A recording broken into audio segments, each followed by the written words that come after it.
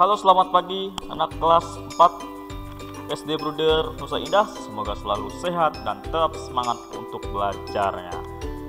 Nah, hari ini kita akan melanjutkan materi kita di tema 9, Kayanya Negeriku, di subtema 2, Pemanfaatan Kekayaan Alam di Indonesia.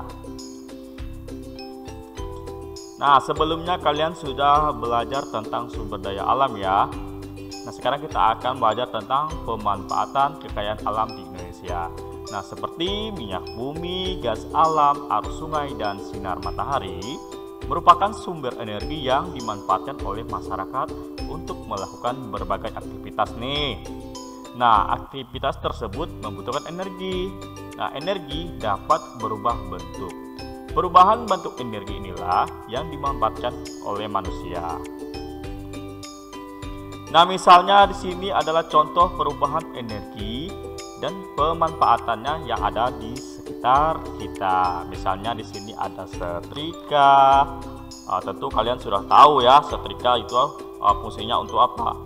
Nah, energi listrik yang dialirkan akan memanaskan lempeng logam pada setrika, sehingga setrika dapat digunakan untuk merapikan pakaian.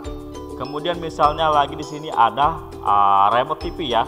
Nah, energi kimia dari baterai membuat remote televisi dapat digunakan untuk menghidupkan televisi. Kemudian yang berikutnya itu adalah panel surya. Nah, panel surya yang energi sinar matahari dimanfaatkan oleh panel surya dan diubah menjadi energi listrik. Energi listrik tersebut digunakan untuk menyalakan peralatan listrik di rumah.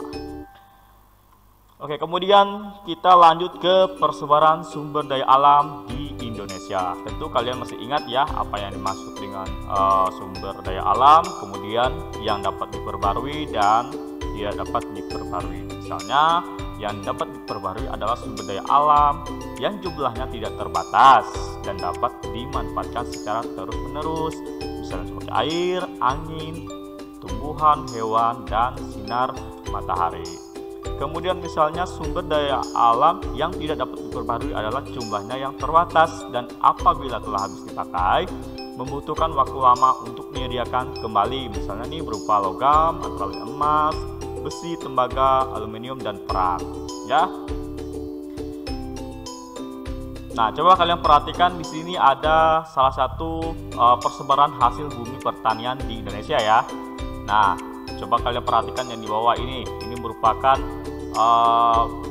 nama-nama hasil bumi yang ada di setiap daerah. Yang pertama itu kita lihat ada cengkeh, kemudian coklat, kelapa, karet, kopi, kina, kelapa sawit, hasil hutan, minyak kayu putih, kapuk, tembakau, jagung, teh, pala, lada, kemudian ada sagu, rotan, dan padi.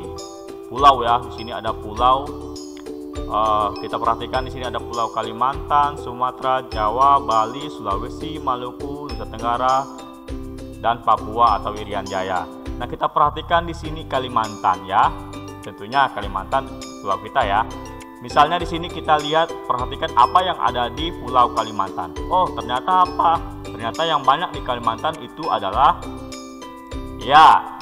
hasil hutan ya. Kemudian ada lagi karet. Nah, ini merupakan salah satu hasil bumi yang ada di Pulau Kalimantan. Kemudian ada lagi nggak? Oh, ternyata masih ada lagi. Ternyata Kalimantan juga menghasilkan kelapa ya. Ini kelapa, kemudian ada sagu juga ada di Kalimantan ya. Kemudian hasil hutan misalnya seperti rotan juga ada ya. Nah, itu merupakan salah satu persebaran hasil bumi pertanian di Indonesia.